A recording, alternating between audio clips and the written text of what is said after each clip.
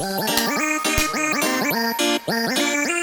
my friends and very welcome to my YouTube channel. Today we're going to talk about the most embarrassing questions to Canadian that everyone is scared to ask. Let's get started. Dating culture in Canada and main differences with Eastern Europe. In Canada, everyone there is pretty much gay. They got like the biggest gay community in the world. That's not a bad thing unless you're a single straight dude. What I found with Canadian chicks, they'll want to talk to you for 6 months before actually meeting up, or they're really, really flaky. And the other thing with Canadians, like they're very outdoorsy. So in the winter, they love hitting the mountains. In the summer, it's beautiful. They've got all the lakes, they've got lots of hikes, they've got lots of beaches. As for Eastern Europe, yeah, it's a whole different ballgame here. The girls are a lot more friendly, a lot more open, a lot more willing to meet. In Lithuania particularly, everyone does have a bit more of a hard shell, but after more than 2 minutes of a conversation in a bar, a restaurant, anywhere, they open up so much quickly. So you have a chat and then you just, it works all the time. My opinion is Canadians have a deeper, thicker shell. They are very nice to your face, but it does take a lot of effort to actually crack through and get to know Canadians. And if you're on a dating scene trying to meet chicks or dudes or whatever, I always found that it takes like 3 to 6 months to actually get a Canadian girl to come out on a date with you. The wheels on the bus go round and round. Most popular misconceptions about Canada.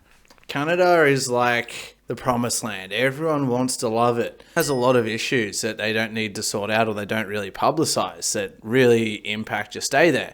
I mean, they have a huge unemployment rate, and you can see that going down East Hastings Street, and a huge homeless population. And I'm pretty sure at some point the government gave subsidized or free tickets to the homeless in Canada to send them all to Vancouver, because on the interior side of the Rocky Mountains, it gets like -40 in the winter and all the homeless would die and freeze, and come summertime the snow would melt and there'd be dead bodies everywhere. So they sent them all to Vancouver, so you can see literal thousands of them on East Hastings. There are many, many drug addicts up on East Hastings as well.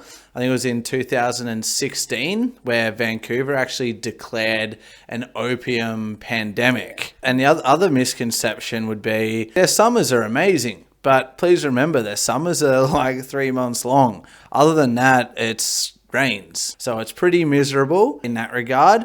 Things are quite expensive there too, I noticed. In America, at least, things are cheap and then you pay your tip.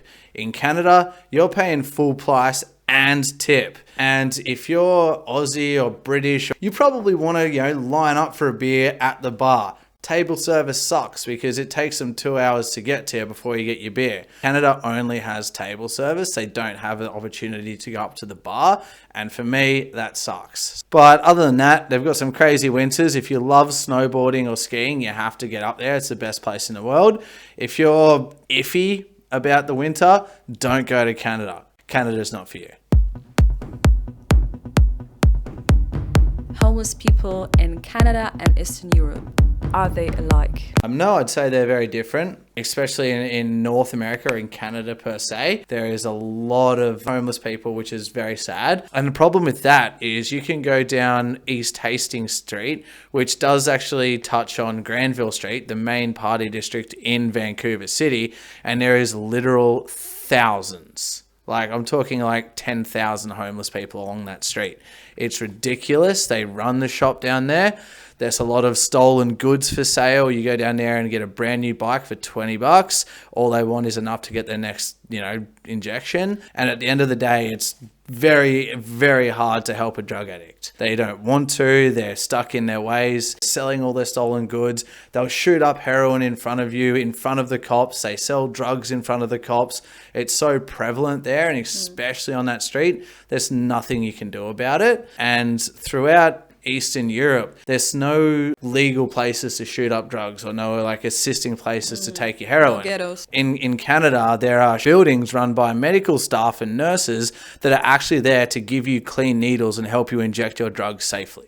Like, it is everywhere. It is a pandemic. It is terrible. And it is really on the underbelly side of Canada that you never hear about or know about until you arrive. A lot of murders too. And because there's so many in such a small area, there's constant drama, constant noise.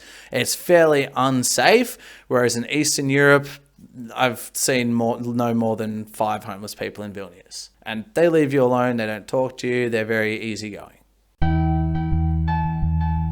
Best and worst things in Canada and Lithuania or Europe in general. Some of the best things about Canada, if you're a veggie or a vegan, the food is incredible. The other amazing thing about Canada, they have beautiful scenery. They have the mountains, they have the lakes. There's over 50,000 lakes in Canada. They're crystal clear. If you're feeling pretty brave, you can do winter hikes too. Get to the top of the mountains. I did one hike to the top of Big Chief with my mate Bethan. We got to the top and we could literally see the earth bending at the horizon. It was amazing. But the worst things about Canada, it's hard to make a buck. Most of the people are pretty stingy. I did meet some fantastic ones, but it's very hard to get by. And I found like a lot of people will only be friends with you if you can increase their social status, if you have money or something like that. Otherwise, travelers are seen as temporary friends and not worth investing. As for travel in Canada, plenty of cool things to see, but it's all still one country. You come to Europe and drive for 10 hours, you'll go to 5 different countries, 5 different cultures, 5 different languages. So you have a lot more opportunity to meet different people, different ideas. You just have to get used to learning new languages all the time. Bada bing, bada boom. International language. What is considered to be rude in Canada and absolutely normal in Europe and opposite? Canada, they also love their pleasantries. Please, thank you, you're welcome. And the Canadian national word, sorry. People will apologize there for anything. They are super over polite. Whereas here in Eastern Europe, they will crash in front of you. They won't move over on the walkways. They won't say thank you. They won't say please. They will ask their order and that's it. Whereas in Canada, it's all sugar around the edges. Dating Canadian and European boy or girl, what to expect?